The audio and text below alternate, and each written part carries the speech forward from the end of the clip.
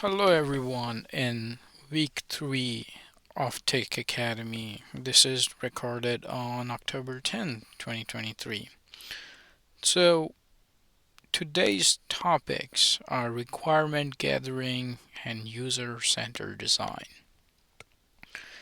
Requirement gathering is a very simple and you use it on your regular day to day decision making and lifestyle. Along with, you need to have a very precise documentation for any products or projects or services that you would provide.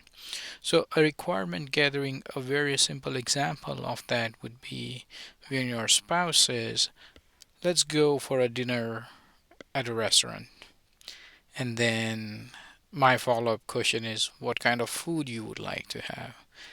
And then it would be, ah, I don't know, whatever you like.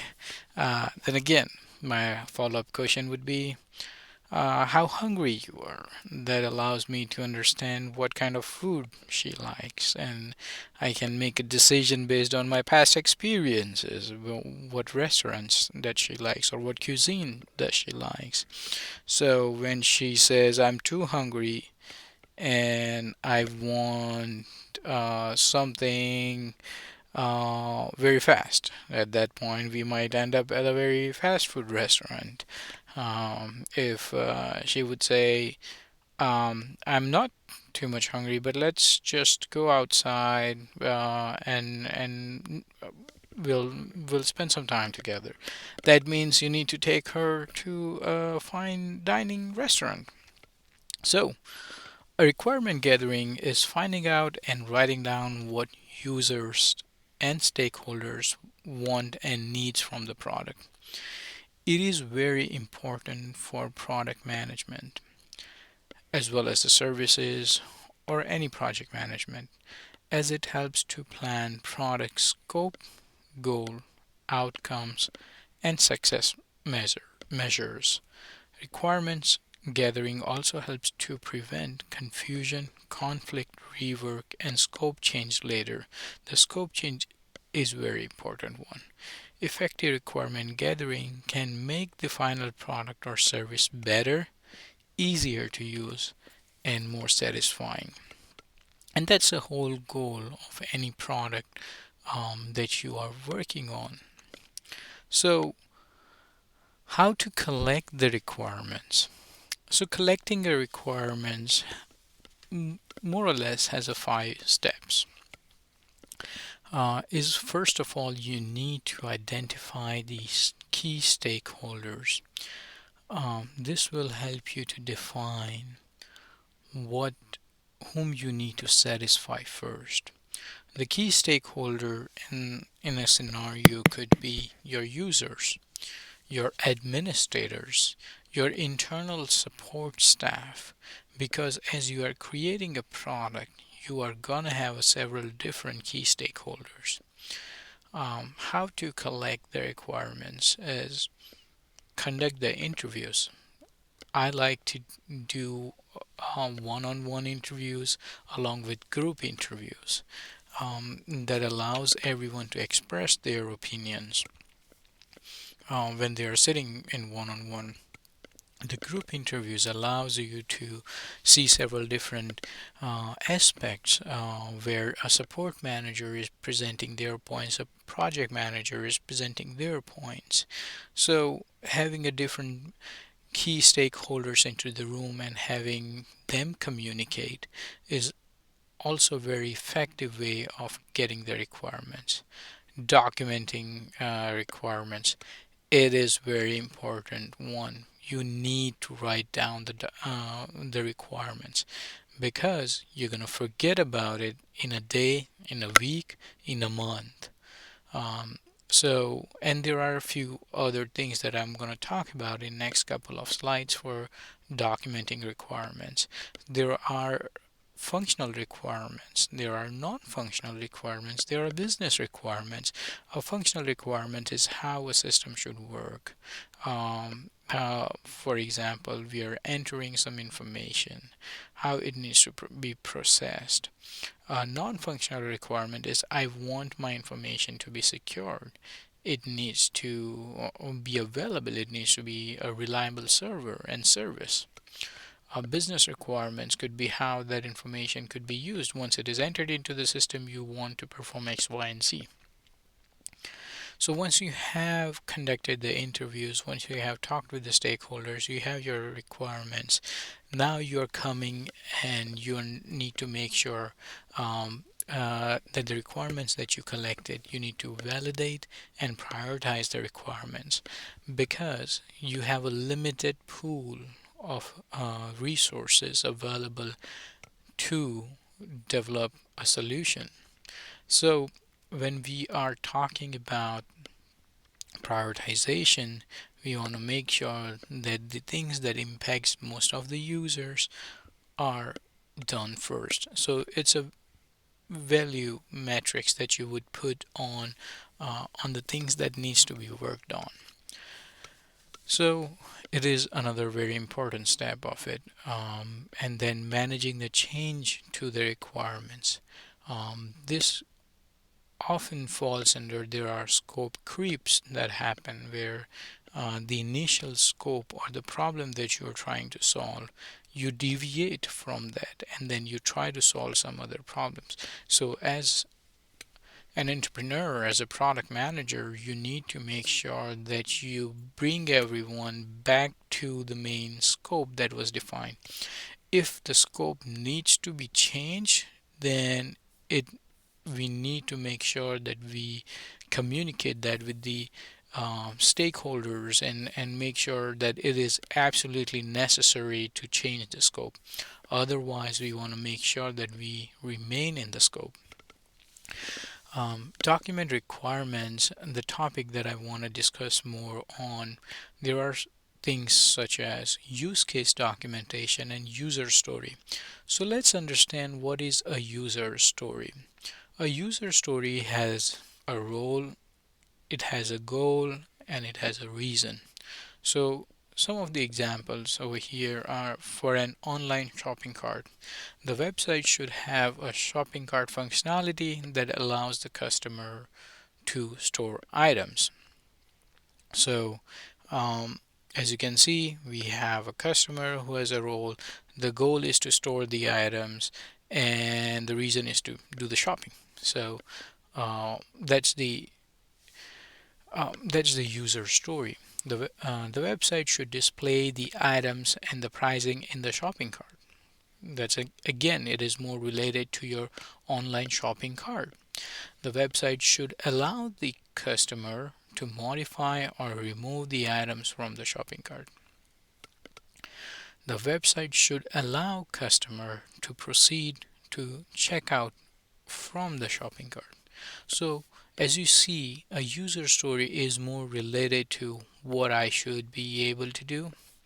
Now we are going to look into what is a use case. A use case documentation, there is an actor, there is a precondition, postcondition, and a main flow. So here is an example of that. A customer is browsing the product category on the online shopping website. The post condition is customer has added the items to the shopping cart and can view update the cart content and total pricing. So let's go through a use case number one is adding a product to the cart. So what should happen when a customer clicks on add to cart? That's where we are writing the cases on what should happen and where all changes should be shown or affected. So here, customer selects an item from the product catalog and clicks on add to cart button. At that point, what should happen? Online shopping system adds the item to the customer's shopping cart and displays a confirmation message. So now the user needs to confirm if they want to continue the shopping or they want to add the item to the shopping. Customer clicks on view cart button to see the updated cart content and total pricing. That means the developer needs to work on making sure that they update the cart content and the total pricing. Online shopping system shows the customers the cart page with the list of items, quality, quantities, price, and subtotals. So this allows you to define what are the scenarios, the use case of the product itself, of a feature itself. Um, Documenting this will help you to do quality assurance testing of your product. So you can just give it to someone saying, hey, why don't you do the use case testing number one with our product? So let's see another example of a use case testing. Now, customer changes the quantity of an item on the cart. What should happen? So let's say you added toilet papers. You added one bunch of toilet paper, one pack of toilet paper, and you wanted to change it to two pack of toilet papers. So when you go in there and then change the quantity from one to two, what are the things that it should happen? It should change the total pricing. It should update the entire cart. And then update that in and show that information to the customer. So that's the use case that we are talking about here. Let's see another use case. The another use case over here is um, someone tries to add an item that is out of stock. What should happen? The online shopping system should display an error. Hey, the item that you're trying to order is out of stock. We apologize for any inconvenience, and then redirect them to the product catalog from where we show them only available items, and they can do the shopping from there. Um, so now the next topic was user-centered design. A user-centered design is a design approach that focuses on understanding and satisfying the needs, preference, and the goal of the users of a product or a service. So you need to identify who are your key customers, who are your key users. You want to design a system where you don't need to have a lot of documentation or training, because if you make a change to your design, then you need to revisit and train the users. But if your design was done well enough that the user, once they log in, they don't need a training, they can make their way around. A very good code that I read somewhere was um, a design, if a UI needs to be explained, then you didn't do a good enough job. So what are the key things to key items for doing a user-centric design is you need to have an empathy and you need to have an interactive design. Empathy is where you connect to your users on the human level. You try to understand their friction points. You try to understand when and where, in which circumstances they would be using your system. So you want to keep those things in mind that can trigger their satisfaction with your product. Interactive design is where you are trying to create a design, get the feedback from the user. If it should be quite responsive, the users need to feel connected to the product that you're offering. So user-centric design process. How do you create a product that has the user-centered design? So first of all, you need to create a persona. Who is gonna use your product? What is their demographic information? What kind of skill sets that they have? And information like that will help you.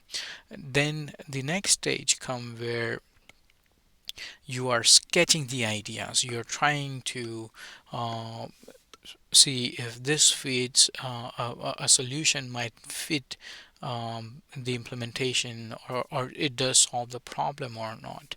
And then from there once you have few designs that you thought over and you said, okay, here is what I want to go ahead and test. So you do a prototyping and you do an usability testing of that. Once the small set of users are satisfied with that, you can roll it out to your entire user base and say, okay, here is a new change that's coming and hope everyone likes it. If they are not satisfied, then you go again and do the process all over again. So it's a cycle that keeps going and you keep improvising your product. So you first define a user persona. Users demographic information will help you out. Users skill sets on using the technology will always help you out.